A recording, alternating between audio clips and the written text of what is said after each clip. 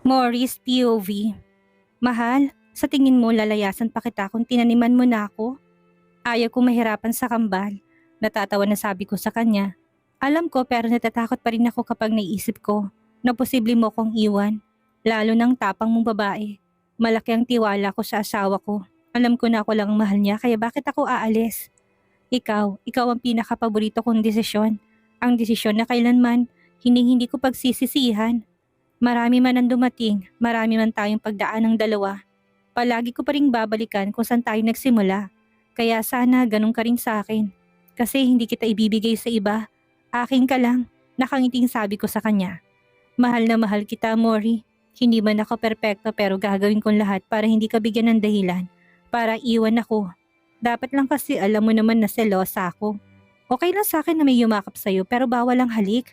Matari na sabi ko sa kanya. Paano kung ginulat ako? Paano din kung gulatin rin kita? Pangaasar ko sa kanya. Mahal, sambit niya. Joke lang. Pero depende pa rin naman kung alam ko namang hindi mo nagustuhan ang ginawa sa'yo, ay marami namang parusang pwede kong ipataw sa'yo. Papipiliin pa kita, natatawa na sabi ko sa kanya. Stop na natin tumahal kasi baka mamaya saan pa tayo mapunta, sabi niya sa akin. Maligo na lang tayo at maligo na. Baka magpalit pa tayo ng topic at ikaw ang i-what if ko dyan. Posible talagang nagbagong pinag-uusapan naming dalawa dahil alam ko na kapag nag-asaran kaming dalawa, ay siya talaga ang talo. Dahil marami kong what if na masasaktan ng damdamin niya. Naligo na kaming dalawa at pagkatapos ay kumain. Ang plano namin sa araw na ito ay mamasyal. Kahapon kasi ay buong araw kaming nagkulong sa bahay. Kaya ngayong araw ay mamamasyal kami sa mga taniman ng mga mangga. Magandang umaga po, Gov. Nakangiti na bati nila. Magandang umaga rin sa inyo. Misis ko po pala. Pakilala niya sa akin sa mga to. Good morning po. Kamusta po kayo dito? Nakangiti na bati ko sa kanila. Mabuti naman po kami, ma'am. Gusto niyo po ba ng mangga? Nakangiti na tanong sa akin ng isa sa kanila. Opo, masayang sagot ko sa kanila. Mang Roy, ako na pong kukuha ng mangga para sa asawa ko. Naku Gov, ako na po, hintay na lang po kayo dito. Mang Roy, hayaan nyo na lang pong asawa ko. Gusto ko po rin na siya ang mamintas ng mangga para sa babies namin. Ay, buntis po pala kayo. Sige po, mas matutuwa ang anak nyo kapag ang tatay mismo kukuha ng mangga para sa kanila. Nakangiti ito na para bang natutuwa sila. Kaya naman napangiti rin ako. Sumama ako kay Arcos na mamitas ng mga mangga. Natuwa ako dahil new experience ito para sa akin. Masaya ako dahil ang sarap ng mga mangga, manamis-namis at iba kahit nahilaw pang mga to. Pero may ibang bunga rin na sobrang asim. Mahal, wala ba silang bagoong? Mahinang bulong ko sa kanya. Hindi ko alam mahal kung meron sila. Itatanong ko, wag na mahal, nakakahiya. Sa bahay na lang. Magpapaluto na lang ako kay Manang, sabi ko sa kanya. Are you sure? Opo, sapat na sa akin ang mga to. Mrs. Goff, may dala po kaming native na tinolang manok. Baka po gusto niyong tikman. Hindi ko po alam kung kumakain ka ng ganito pero sana'y subukan mo. Tumingin ako sa asawa ko at ngumiti siya sa akin. Nahihiya ako pero sumabay pa rin kami sa kanila. Mababait sila at kwela. Mahilig silang magkwento ng kung ano-ano. At kahit na ganun, hindi ako naiinip. Katunayan ay nag-enjoy pa ako. Masasabi kong simple lang ang buhay nila pero masaya sila. Mahirap ang mga ginagawa nila pero nakangiti sila. Hindi sila umaasa sa iba para mabuhay. Wala silang milyones pero kontento sila. At isa sa tumatak sa akin ang biro ni isang tatay na kasama namin. Minsan, hayaan mong problema na problemahin din ang sarili niya. Joke lang yun pero mapapaisip ka rin talaga. At may point naman siya dahil mas magiging mahirap ang lahat kapag masyado mong iniisip ang problema. Ang sabi pa niya na kahit gaano kahirap ang buhay, ay palagi pa rin piling humiti at gumawa ng tama. Ngayon ko naintindihan kung bakit mahal ng mga tao ang asawa ko. Kasi good listener siya at sa pakikinig niya ay alam ko rin na nag-iisip siya ng paraan para tulungan ang mga nasasakupan niya. 2 buwan na lang ay eleksyon na at hiling ko na sana manalo pa rin ang asawa ko. Kasi alam ko na marami pa siyang magagawa para sa mga tao. Marami pang kailangan niyang gawin para tulungan ng mga ito. Dahil mainit na ay umuwi na kami sa kubo. Nainip na nga ako dahil hindi ko naman alam kung ano bang dapat kong gawin dito. Pero dahil kasama kong asawa ko at may kakaiba siyang hilig, kaya naman, eto na naman siya. Kumakayod na naman. Kaya hindi na ako magtataka kung sakali na taon-taon akong buntis dahil sa sobrang hilig ng asawa ko. Mukhang sinusulit na talaga niyang pagkakataon hanggat hindi pa sumasakit ang balakang niya. Mahal, naisip ko lang, kapag 60 years old ka na, kaya mo pa kayang gawin ang bagay nito? Tanong kong bigla sa kanya habang nakahiga sa braso niya. Oo naman, hindi pa naman siguro ako ganun kahina at isa pa, maraming paraan para magawa natin ang bagay na to. At isa pa, bata ka pa. At pwede naman sigurong ikaw naman ang gumalaw. Dahil sa narinig ko sa kanya ay tumawa na lang ako. Alam ko kasi na hindi malabong mangyari yon. Baka nga talaga mamaya ay ako na lang talagang gagalaw para sa aming dalawa. Kaya ba sinusulit mo na ngayon? Oo naman, hanggat kaya ko pang... Anong 10? Ipapaalala ko lang sa'yo Mr. Sarmiento na buntis ang asawa mo. Pagbibigyan kita kapag wala ng bata sa loob ng tiyan ko. Kaya sa ngayon magtiis ka na muna sa 2 o 3. Sabi ko sa kanya. Alam ko naman yun, binibiro lang kita. Pero alam mo mahal, ang saya ko. Ang saya ko kasi na pag-uusapan natin ng ganito.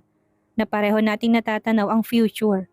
At sobrang saya ko dahil natupad ang pangarap ko na ikaw ang kasama ko sa pagpaplano at makakasama ko hanggang sa pagtanda ko.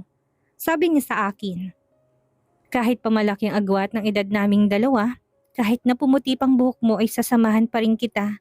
Malambing na sabi ko at niyakap ko siya. Aalagaan kong sarili ko para naman matagal kitang makasama. Bulong niya sa akin at tinalikan ng buhok ko. Pero mahal, may tanong ako sa'yo. Ano yun mahal? Si Ashley, malaki na siya, nagdadalaga na. Paano kung isang araw magmahal rin siya ng tao na doble sa edad niya? Matatanggap mo ba yon? Tanong kong bigla sa kanya dahil sa naalala ko lang. Mahal, hindi ko yata kayang sagutin ang tanong mo na yan. Sagot niya sa akin. Bakit naman? Ayaw mo ba? Natatawa na tanong ko sa kanya. Huwag na muna nating pag-usapan dahil matagal pa yon. Bata pang anak natin at alam ko na marami pa siyang pangarap sa buhay. Na marami pa siyang gustong gawin. Sagot niya sa akin at naintindihan ko naman yon. Kaya bigla ko rin tinanong ang sarili ko. Papayag rin ba ako? Ang sagot ko hindi ko rin alam dahil depende pa rin sa sitwasyon. At higit sa lahat depende pa rin kay Ashley. Dahil ang tanging alam ko lang ay hindi namin siya hayaan na maging malungkot.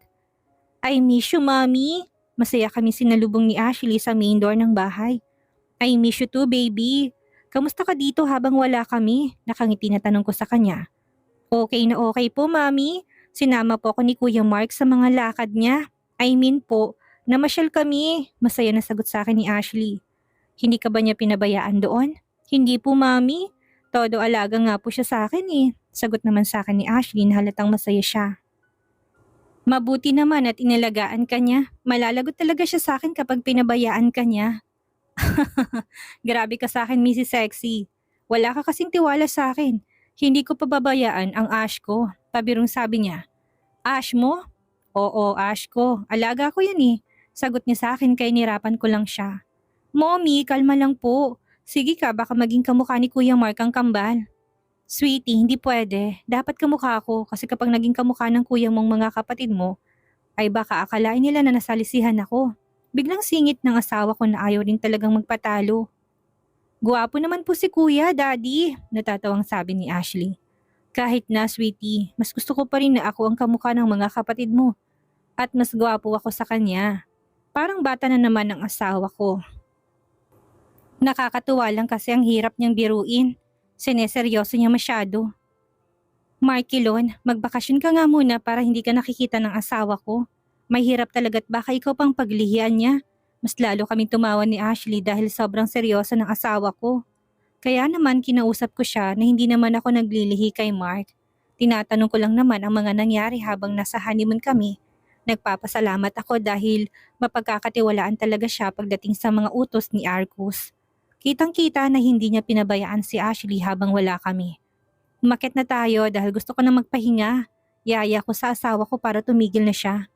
Okay mahal, malambing na sabi niya at inalalayan na akong umakyat sa hagdanan. Pagkarating namin sa silid namin ay kaagad akong nagbihis. Gusto ko na talagang matulog dahil inaantok na ako and also it's already 9 o'clock in the evening. Nauna na ako humiga kaysa sa asawa ko. Ang sabi niya sa akin ay may mga inaayos pa siyang trabaho at hinayaan ko na lang siya. Maaga akong gumising dahil may pasok ako sa school. Bumaba ako dahil balak kong tumulong kay Manang na gumawa ng almusal pero tapos na sila kaya nga nagtimpla na lang ako ng gatas para kay Ashley. Mark, pwede mo bang gisingin si Ashley? Baka malate siya sa school. Sa kanya ba tong gatas? Tanong niya sa akin. Oo. Sige ako na magdadala at gigisingin ko na siya. Nakangiting sabi niya at umakyat na. Ako naman ay naghahanda na ng baon ni Ashley. Sanay na ito na laging nagbabaon ng lunch sa school. Mas mahilig kasi itong kumain ng mga lutong bahay kaysa bumili sa cafeteria nila. Saktong pagkatapos ko'y bumaba na si Mark na dalang baso na wala ng laman ng gatas. Umakyat naman ako para gisingin na ang asawa ko dahil siyang maghahatid sa akin. Good morning mahal ko, malambing nagising ko sa kanya. Good morning, nakangiting agad siya sa akin. Bumangon ka na, nakahanda ng breakfast? Okay po, pero baka pwede na unahin ko na munang, mahal, mahuhuli na tayo, later na lang pag-uwi mo. Putol ko sa sasabihin niya. Okay, malambing na sabi niya, tinalikan ako sa labi. Sabay na kaming naligo at laking pasasalamat ko naman dahil behave lang ang asawa ko. Hindi na siya makulit tulad ng dati. Pagkatapos naming maligo'y kaagad na kaming bumaba. Napangiti ako dahil nag-aalmusal na si Ashley. Sumabay na kami sa kanya, si Arcos ang maghahatid sa amin ngayon sa school. Pagdating ko sa campus, ay kaagad akong sinalubong ng ibang mga student at may mga binigay sila sa akin. Mga regalo daw nila noong kasal ko. Natutuwa naman ako dahil halos lahat ng mga prutas ay yung mga iba'y letter. Dahil sa marami silang ibinigay ay humingi ako ng permiso sa dean na ilagay sa labas ng university ng mga to para ibigay sa mga tao na dadaan. Pumayag naman ito kaya masaya ako. Gustuin ko man kasing iuwi ang mga to ay baka masira lang dahil hindi ko naman ito kayang ubusin kahit na mga classmate ko'y medala na naman na mga pagkain para sa akin. Ako na lang talagang nahihiya sa kabutihan nila sa akin. Minsan tinatanong ko sarili ko kung ano bang kabutihan ang ginawa ko para maging ganito sila sa akin. Dahil sa kabutihan nila, hindi ko na alam kung paano ba ako makakabawi sa kanila. Hinayaan ko na lang mga staff dito sa university ang pag-aayos sa labas ng gate dahil may class pa ako. Paglabas ko sa classroom ko yung makakasalubong ko si Janice pero siya na mismo umiwas sa akin. Pero sinundan ko siya dahil bala ko siyang kausapin. Janice, can we talk? Tanong ko sa kanya. Bakit? Bakit mo ako gustong kausapin? Gusto ko lang itanong kung ano ba para sa'yo si Susa? Lakas loob na tanong ko sa kanya. Si ate, bakit mo tinatanong? Nakita ko kaagad ang lungkot sa mga mata niya. Matapang at mataray ito palagi kapag akong kaharap niya. Pero iba ngayon. Nakita kong kakaibang Janice. Nakikita ko na nag-aalala siya sa ate niya. Gusto ko lang itanong kung ano ba ang para sa'yo ang ate mo. Ang ate ko, siyang role model ko. Kahit pa half-sister lang kami ay tinuturing ko siyang ate ko at nire-respeto ko siya. Pero ngayon, hindi ko alam kung nasan siya. Bigla na lang siyang nawala. I understand naman kung bakit niya yung ginawa. Dahil malupit si daddy sa kanya. I miss her so much as gusto ko nang makita siya ulit. Umiyak na siya ngayon. Mahal mo ba siya? Mahal na mahal kong ate ko, Mori. Kahit patingin niya wala akong pakialam sa kanya pero para sa akin ang ate ko. Siyang kakampi na meron ako. Babalik ang ate mo. Nakangiti na sabi ko sa kanya. Alam mo ba kung nasan siya? Alam ko pero ayaw niya kasi na ipaalam sa'yo. Lalo na sa daddy mo. Gusto niya na sa pagbabalik niya ay maayos siya. Don't worry dahil nasa maayos na lugar ang ate mo. Nagpapagaling siya at mas mabuti na rin ito para sa inyo. Kaya nasa iyo pa rin naman kung sasabihin mo sa daddy mo na nasa amin ng ate mo. Alam ko marami akong kasalanang ginawa sa'yo. I'm sorry sa lahat and thank you. Hindi ko alam kung paano ako babawi pero thank you. Thank you for taking care of my ate. Pangako walang makakaalam nito. At kapag nagkita kayo ni ate ay pakisabi na miss ko na siya. Umiiyak na sad niya sa akin. Makakarating, sasabihin ko sa kanya na mahal mo siya at namimiss mo na siya. Nagulat ako dahil bigla na lang niya akong niyakap. Tinapi ko naman ang likod niya para iparating sa kanya na okay lang ang lahat. Alam ko na hindi safe itong ginagawa ko pero umaasa pa rin ako na sa pamilya ni Jesusa ay may nagmamahal sa kanya. Hindi ko alam kung totoo bang pinapakita sa akin ni Janice pero choice na niya kung sasabihin ba niya sa daddy niya ang tungkol sa kapatid niya. Mamaya ay gagawa ko ng letter para kay ate. Okay lang ba na ibigay mo sa kanya? Makakarating sa kanyang letter mo. Nakangiting sabi ko sa kanya. Thank you, Mori.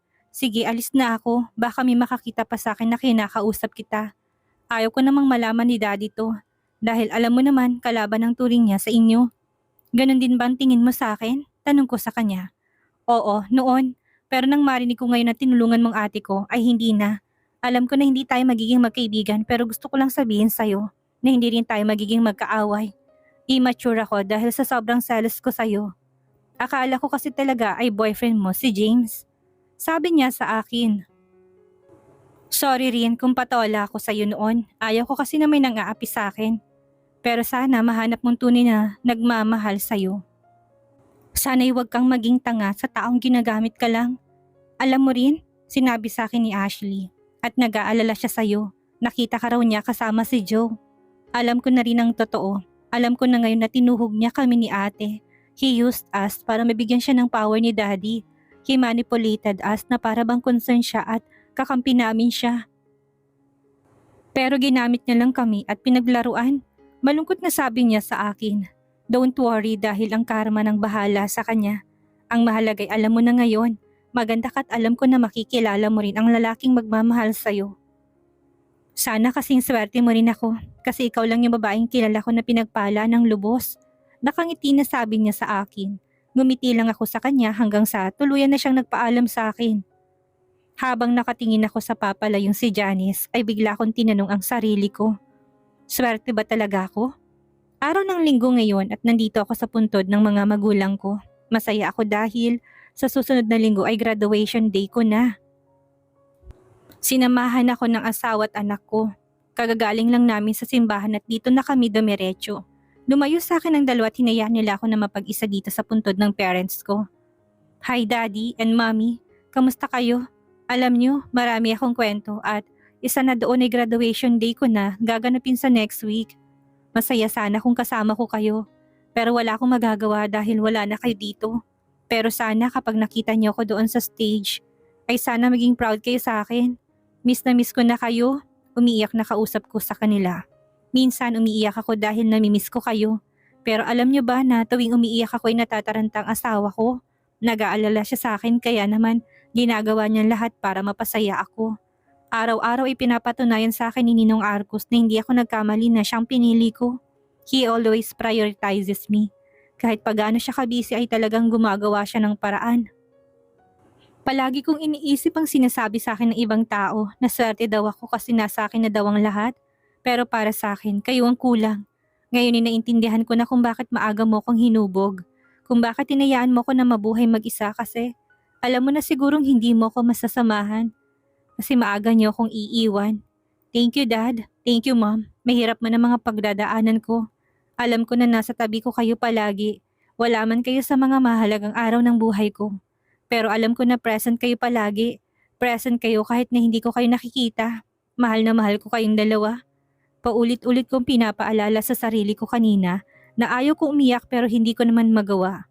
Mahal, stop crying na. Baka akalain ng daddy mo ay pinapaiyak kita. Pinagbantaan pa naman ako niya na mumultihin niya ako kapag pinaiyak kita. Pagpapatahan sa akin ng asawa ko. So ibig bang sabihin mumultuhin ni daddy ang sarili niya? Kasi siyang dahilan kaya ako umiiyak? Ninaanan ko na lang sa biro ang lahat. Narinig ko naman na tumawang mag-ama ko kaya napangiti ako. Takot ka pala sa multo Dad? Natatawa na tanong ni Ashley sa daddy niya. Hindi mas nakakatakot ang mami mo, natatawa na sagot ni Arcus. Dapat lang kasi ang multo hindi mo naman nakikita. Ako nasa tabi mo lang at kaya kang patulugin. Pabiro ko. Tara na nga, mag-lunch na tayo at baka nagugutom ka lang. Yaya niya sa akin dahil alam na niya ang susunod na mangyayari. Nagpaalam na ako sa puntod ng parents ko. Nauwi na kami. Habang nasa daan ay sobrang gaan ang pakiramdam ko. Masaya ako dahil smooth lang ang lahat sa pamilya namin. Hindi kami dumiretso sa bahay dahil dumaan na muna kami sa mall. Balak na kasi naming bumili ng mga gamit ni baby. Doon na rin kami kumain dahil bigla akong natakam sa inasal na manok. Mahal, dahan-dahan ka lang sa kanin. Paalala sa akin ng asawa ko. Opo, napangiti naman ako dahil talagang hands-on ang asawa ko sa akin. Kahit na mga kinakain ko'y talagang binabantayan niya. Lately kasi ay nagiging mahilig na akong kumain ng kanin at mga matatamis. Which is minsan, sobra na sa diet plan ko. Ako rin naman ang may gusto na maging healthy sa mga kinakain ko kaya lang minsan hindi ko talaga mapigilan ang sarili ko. Pagkatapos namin kumain ay pumunta naman kami sa department store para bumili ng mga gamit ng kambal. Hindi namin alam kung anong gender nila, pero bibili na kami ng mga damit at mga lampi na pwede sa kahit na anong gender. Saka na ako magdadagdag kapag alam na namin ang gender nila. Nakakapagod maglakad pero habang nakikita ko si Ashley at Arcus na masayang namimili ng mga gamit ng kambal ay nawawala ang pagod ko. Hapon na kaming natapos sa pamimili. Habang nasa biyahe ay hindi ko mapigilan ang sarili ko na hindi matulog. Ang bigat kasi talaga ng talukap ng mga mata ko. Nagising na lang ako nang maramdaman ko na lumapat ang likod ko sa malambot na kama. Matulog ka pa, gigisingin na lang kita mamaya. Nakangiting sabi sa akin ng asawa ko. Ang bilis talaga lumipas ng mga araw. Halos hindi ko man lang namalayan na ngayon na palang araw na magtatapos ako sa kolehiyo. Parang kailan lang ay inisip ko kung paano ba ako gagraduate. Dahil sa dami ng hinabol ko, dahil sa mga absence ko. Pero masaya ako dahil sa wakas, mahawakan ko ng diploma ko. Alam ko na kaya kong mabuhay dahil sa diskarte at sipag. Pero iba pa rin kapag may diploma ka. Alam ko na isa ito sa mga pangarap ng daddy ko para sa akin. At kahit ako, pangarap ko rin talagang tapusin ang pag-aaral ko. Masarap sa pakiramdam na may diploma ka. Daddy, Mommy, nakikita niyo ba ako ngayon? Para po ito sa inyo. Saad ko sa isipan ko habang umaakyat sa stage. Kasamang asawa ko. Congratulations, mahal ko. Malambing na bati sa akin ng asawa ko. Thank you, mahal. Sigurado ako nakasama natin ang parents mo ngayon. At sigurado ako na masaya sila na makita ka. Ang galing kaya ng anak nila, aniya sa akin. Alam ko na nakikita nila tayo ngayon. Nakangiti na sabi ko sa kanya. Hindi akong top of the class pero hindi ko rin alam kung bakit kailangan ko magsalita sa stage. Hello everyone! Today is one of the most special days of our lives. Ang sarap sa feeling that finally graduate na tayo. Alam ko na lahat tayo sobrang naghihirap para makuha ang diploma natin. Alam ko na marami sa batch na ito ay mga working students. Ang iba naman ay scholars. Alam ko na sobrang nahihirapan kayo, kaya sobrang proud ako sa inyo. Dahil sa kabila ng mga pagsubok ay naging masipag at porsigido kayo na makapagtapos. Sa araw ring ito ay sana huwag niyong kalimutan pasalamatan ng inyong mga magulang. Ang mga sacrifices nila para sa inyo na kahit alam natin na nahihirapan sila, ay pinili pa rin natin na lumaban at ngumiti para sa inyo.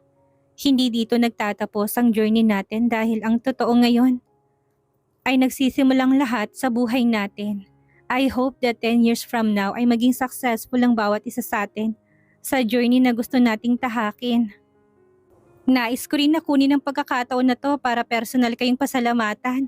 Naiiyak na agad ako kaya nakita ko na tumayo ang asawa ko at talatang nag-aalala siya sa akin pero ngumiti lang ako sa kanya. Guys, thank you. Sobrang bait niyo sa akin. Alam ko na hindi ako gusto ng lahat pero kayo pinaramdam niyo sa akin na mahalaga ako. Sa simula pa lang ng relasyon ko sa governor niyo at sa pinagbubuntis ko inalagaan niyo ako dito sa loob ng campus. Thank you so much sa mga fresh veggies, fruits at kung ano-ano pa. Nagpapasalamat ako kasi walang isa sa inyong nagbabalak na lasunin ako. Dinaan ko sa birong huli kong sinabi. Kaya narinig ko na nagtatawanan sila at napangiti naman ako. Mahal ko kayo guys. Kapag kailangan nyo ng work, apply lang kayo kay Gov. Pabiro na sabi ko sa kanila. Mahal ka rin namin Mrs. Gov. Sabay-sabay na sigaw nila. Ang araw na ito ay isa na naman sa mga alaala na habang buhay kong aalalahanin. Ang isa sa pinakamasayang araw ng buhay ko. After ilang oras ay natapos na rin ang graduation ko. Kumuha ako ng food catering para sa lahat. Gusto ko kasi na bago sila umuwi ay kumain na muna sila. Congratulations, bestie! I'm so happy for you! Nakangiting bati sa akin ni Leila kahit pa late siyang dumating. Thank you, bestie, pero bakit kasama mo si Wilbert? Nakangiti na tanong ko sa kanya. Lumapit siya sa akin at may binulong na naging dahilan para mapangiti ako. Sa totoo lang ay nagulat ako dahil kompleto na naman ang pamilya ko. Nandito si Mama Karina at Papa Omar, kasamang mga kapatid ni Arcus. Congratulations anak ko, we're so proud of you. Niyakap ako ni Mama. Nandito po kayong lahat. Oo naman, hindi namin palalampasin ang araw na to. Wala man ang parents mo ay nandito naman kami na pamilya mo. Saad niya sa akin dahilan para mapahagulhul ako sa pag-iyak. Ang swerte ko kasi may pamilya akong ganito at hindi to mangyayari kung hindi dahil sa asawa ko. Kaya naman mabilis akong lumapit sa asawa ko at niyakap ko siya ng mahigpit. Thank you, mahal. Umiiyak na sambit ko. I love you so much. Malambing na sabi niya kaya mas sumigpit ang yakap ko sa kanya. Hiniling ko lang na maging maayos ang lahat ngayong araw. Pero sobra-sobra pang binigay sa akin ng Panginoon. Ang pamilyang ito ang tunay kong kayamanan. Ang tunay na definisyon ng swerte. Para sa akin ay ang pamilya. Ang pamilya ko.